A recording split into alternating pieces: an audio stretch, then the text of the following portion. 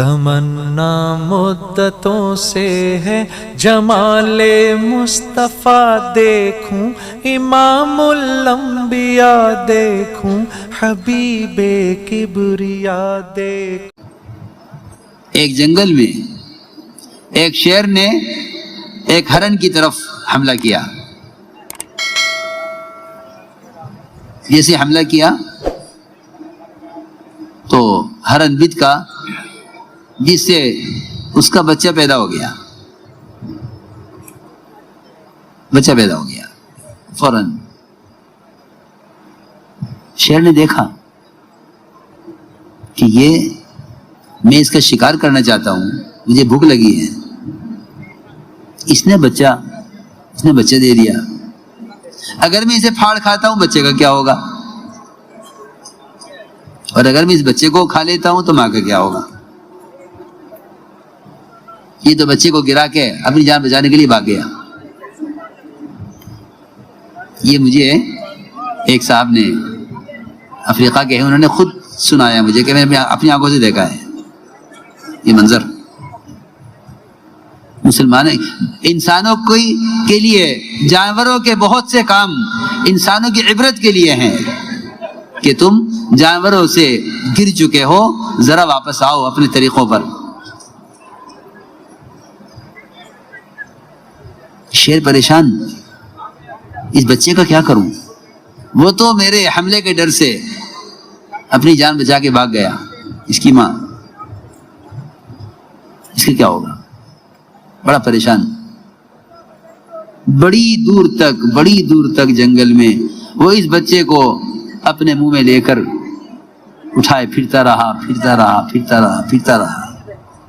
یعنی میں وہ سالوں میں تھا، مجھے بتلایا کہ میں گاڑی لے کے اس کے پیچھے رہا شیر کے، کہ دیکھو یہ کہاں تک جاتا ہے۔ آخر ایک جگہ وہ ہرن ملا اس کو، اس نے بچہ اس کے حوالے کیا اور چلا گیا۔ یہ میرے صاحب نے خود سنا، جنہوں نے دیکھا۔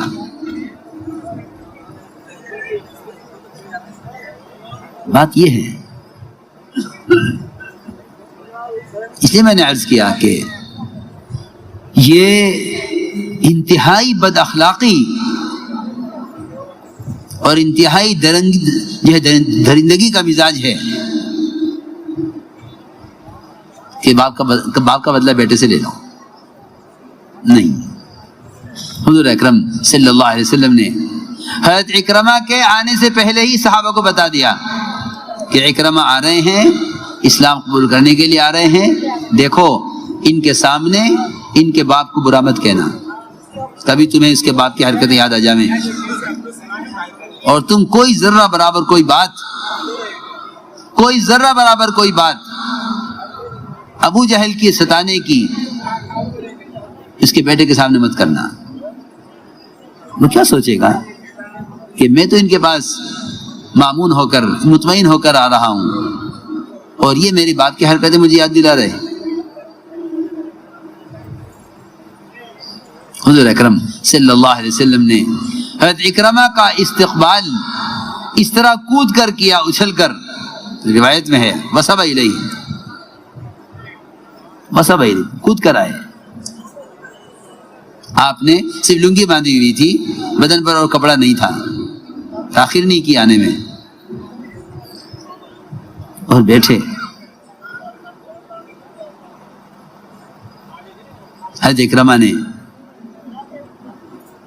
عرض کیا کہ آپ کیا چاہتے ہیں؟ فرمایا کہ اکرمہ اسلام لے آؤ۔ عرض کیا کہ میں اسلام لے آؤں گا، مگر میری ایک درخواست ہے کہ میں نے آپ کے خلاف اور اسلام کے خلاف آج تک جتنی کوششیں کی ہیں، آپ اللہ سے دعا کر دیجئے اللہ میرے سارے گناہ معاف کر دے۔ آپ نے دعا فرمائی، اے اللہ اسلام کے خلاف ساری عداوتیں، اس کی ساری کوششیں، اے اللہ تو سب کو معاف کر دے۔ میں عرض کر رہا تھا کہ ابو جہل کا بیٹا اکرمہ ان کو اسلام سے بھاگنے نہیں دیا، ایک کشتی چلانے والے میں اللہ کی دعوت نے، کہاں جا رہے ہو؟ کہاں جا رہے ہو؟ میں اس لیے عرض کر رہا ہوں کہ اس دعوت اللہ کے عمل کے ہوتے ہوئے، اس دعوت اللہ کے عمل کے ہوتے ہوئے کسی علاقے سے مسلمانوں کے ارتداد کی خبر کا سننا کسی فرد یا کسی جماعت کے، یہ انتہائی حیرت اور تعجب کی بات ہے کہ جب اتنا بڑا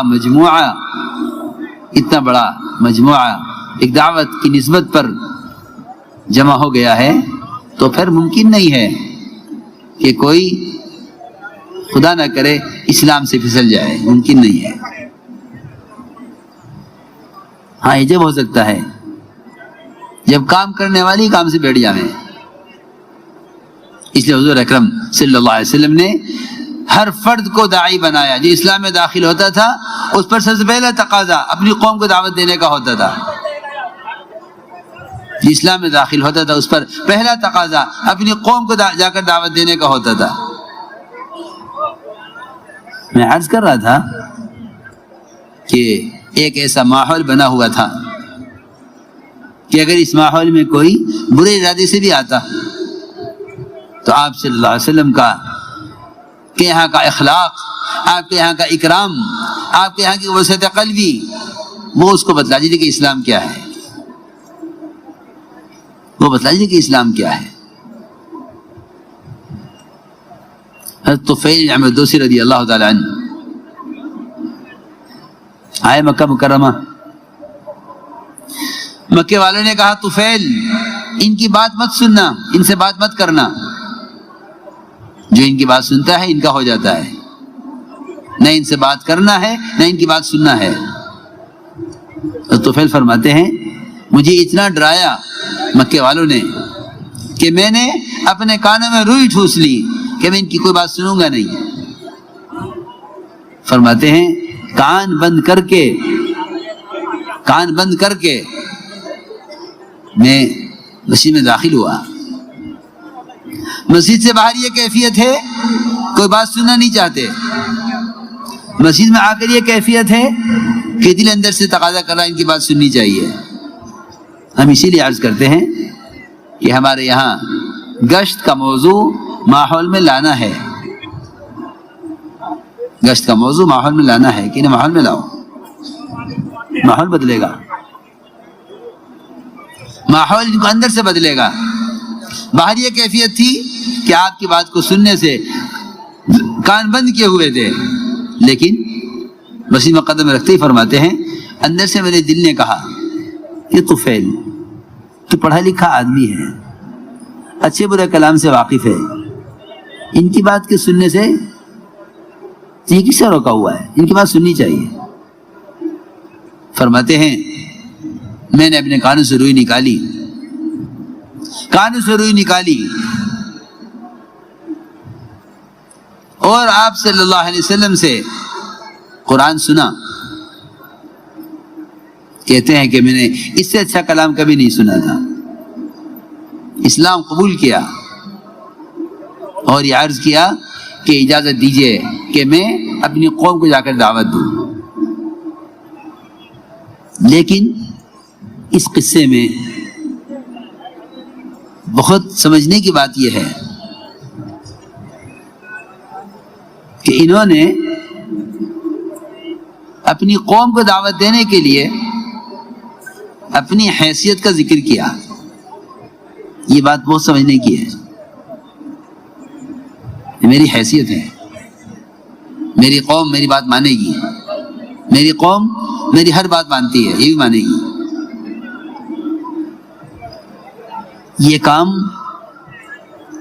حیثیتوں کو مٹانے کا ہے، حیثیت بنانے کا نہیں ہے۔ فرماتے تھے کام شخصیت سوزی کا ہے، شخصیت سازی کا نہیں ہے۔ کام سے شخصیت بنے نہیں۔ حضور اکرم صلی اللہ علیہ وسلم کہاں معراج کی بلندی اور کہاں طائف کی پستی، کہ ان کو مجاہدے سے اذیتوں سے گزرنا ہی پڑے گا، اس کے علاوہ کوئی راستہ نہیں ہے، اس کے علاوہ کوئی راستہ نہیں ہے۔ اپنی حیثیت کی بنیاد پر مت کہنا کہ ہماری بات چل جائے گی، لہذا فرماتے تھے جو مجمع تمہاری محنت سے جمع ہوگا وہ تمہاری بات لے گا، جس کے پیچھے محنت نہیں ہے ان کے قلوب تمہاری بات کو قبول نہیں کریں گے۔ تو یہ کبھی خیال نہ کیا جائے کہ حیثیت سے کام ہو جائے گا، ناکام حیثیت سے ہوگا۔ یہ ذہن میں رکھنا یہ بات، یہ کام حیثیت سے بھی نہیں ہوگا اور کرامتوں سے بھی نہیں ہوگا۔ کرامت اولیاء حق ہیں، اس میں کوئی شک نہیں، لیکن اللہ تعالیٰ کو اس راستے کا مجاہدہ پسند ہے، ورنہ انبیاء علیہ السلام کے پاس تو کرامات سے اونچی چیز معجزات ہیں، کرامات سے اونچی چیز معجزات ہیں۔ پھر بھی فرما رہے ہیں آپ صلی اللہ علیہ وسلم اوذیت فی اللہ ما لم یوزع احد، کہ جو اذیتیں مجھے دی گئی ہیں دعوت اللہ میں وہ کسی اور کو نہیں دی گئی ہیں۔ اس لیے اپنی حیثیت سے نیچے اتر کر دعوت دی جاتی ہے، حیثیت سے نیچے اتر کر اپنی حیثیت کو قربان کیا جاتا ہے کام کے لیے۔ یہی ہوا کہ حضرت طفیل رضی اللہ تعالیٰ عنہ یہ کہہ کر گئے کہ میری قوم میں چلتی ہے، میں حیثیت سے دعوت اپنی حیثیت سے ان کو اسلام میں داخل کر لوں گا۔ چلتے چلتے کہنے لگے کہ مجھے کوئی ایسی کرامت اور مجھے کوئی ایسی نشانی مل جائے کہ جس سے ان کو دعوت دینے میں مجھے میری مدد ہو۔ چنانچہ روایت میں ہے کہ ان کی دونوں آنکھوں کے درمیان تیز روشنی ظاہر ہو گئی، یہ مطمئن ہو گئے کہ میری قوم دیکھے گی ان کے چہرے پر نور ہے، اور میری قوم دیکھے گی کہ میری حیثیت ہے تو سب اسلام میں آ جائیں گے۔ اللہ کی شان۔ جب قوم کے قریب پہنچے تو سوچا کہ قوم یہ کہے گی ان کا چہرہ بدل گیا ہے، دین بدلنے کی وجہ سے، تو دعا کی اے اللہ اس کو ہٹا دے میرے چہرے سے، اس کو ہٹا دے، مجھے نہیں چاہیے، ہٹا دے اس کو۔ سوچنے کی بات ہے، جو کرامت آپ سے دعا کرا کے لی ہے اس کرامت کو ہٹا رہے ہیں چہرے سے۔ آگے حیثیت، جا کر حکم دیا قوم کو اسلام لے آؤ، قوم نے اسلام لانے سے انکار کر دیا، ہم اسلام نہیں لائیں گے۔ یہ واپس آئے، فوراً واپس آ گئے، آ کے عرض کیا کہ میری قوم اسلام لانے سے انکار کر رہی ہے، آپ ان کے لیے بد دعا کر دیجئے۔ یہ بہت سمجھنے کی بات ہے۔ حضور اکرم صلی اللہ علیہ وسلم نے خود اپنی ذات سے بھی اور اپنی امت کو بھی نہ ماننے والوں کے لیے بد دعا کرنے کی اجازت نہیں دی ہے،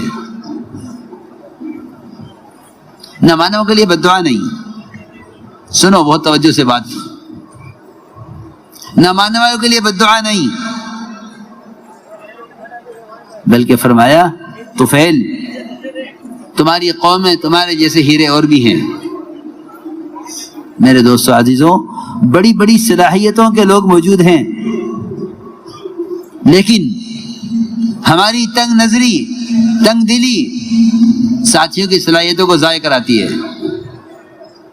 وہاں جذبہ یہ ہے کہ غیروں کی صلاحیتوں سے فائدہ اٹھانا چاہتے ہیں، یہاں مزاج یہ ہے کہ اپنوں کی صلاحیتوں کو ضائع کرا دیتے ہیں۔ میری بات بہت توجہ چاہے گی۔ وہاں جذبہ یہ ہے، عمر رضی اللہ تعالی عنہ ایک یہودی کے اسلام لانے کی تمنا کرتے تھے، کیونکہ وہ یہودی حساب کا ماہر تھا، حساب میں ماہر تھا۔ کہتے تھے کاش یہ یہودی نہ ہوتا، مسلمان ہوتا تو میں اس کو بیت المال کا محاسب، اپنے بیت المال کا سی اے بنا لیتا۔ سی اے، جی ہاں یہودی ہے مگر کاش مسلمان ہو جاوے تو میں اس سے کام لوں۔ ہاں یہ نہیں کہ نہیں مانتے تو ہلاک ہو جاؤ، نہیں، یہ نہیں۔ اس دعوت کا یہ تقاضا ہے اور یہ مزاج بنایا گیا ہے کہ کب تک نہ مانے کہ تم منواتے رہو، اس سے منواتے رہو، اللہ سے منواتے رہو۔ آپ نے فرمایا اے طفیل تمہارے جیسے ہیرے اور بھی ہیں تمہاری قوم میں، جاؤ محنت کرو۔ اللہ کی شان، جس قوم کے لیے نہ ماننے پر بد دعا کرانے کے لیے آئے تھے، اسی قوم پر محنت کر کے ابو ہریرہ جیسے محدث آئے جنہوں نے سب سے بڑا ذخیرہ امت کو احادیث کا آپ سے نقل کر کے دیا۔ دیکھو تو صحیح، جن کے لیے کہہ کر آئے بد دعا کر دیجئے۔ اس لیے اس امت کے نبی کو بھی یہ کہا گیا ہے لیس لک من الامر شیء او یتوب علیہم او یعذبہم فانہم ظالمون، کہ آپ بد دعا نہ کیجئے، آپ بد دعا نہ کیجئے، آپ بد دعا نہ کیجئے، اس لیے کہ آپ نہیں جانتے کہ جن کے لیے آپ بد دعا کر رہے ہیں کل وہ اسلام میں داخل ہو کر آپ کے مددگار بننے والے ہیں۔ چنانچہ یہی ہوا، بعض وہ لوگ جن کے لیے حضور اکرم صلی اللہ علیہ وسلم نے بد دعا کا ارادہ کیا، اللہ نے روک دیا، پھر وہ کفر سے اسلام میں داخل ہوئے اور وہ آپ کے جانثار بنے۔ یہ بھی روایتیں ملتا ہے۔ ہاں، میں بزرگ عرض کر رہا ہوں، کام کرنے والوں میں غصہ، جھنجھلاہٹ جب پیدا ہوتی ہے، جب وہ محض دوسروں کی اصلاح کا ارادہ کر لیتے ہیں۔ میں تم سے بہت کام کی بات عرض کروں، اللہ تعالی کی طرف سے باطل کی ہدایت کا یا باطل کے راستے سے ہٹنے کا فیصلہ اس وقت ہوتا ہے جب داعی کی قربانی مطلوبہ سطح تک پہنچ جاتی ہے، جب داعی کی قربانی مطلوبہ سطح تک پہنچ جاتی ہے۔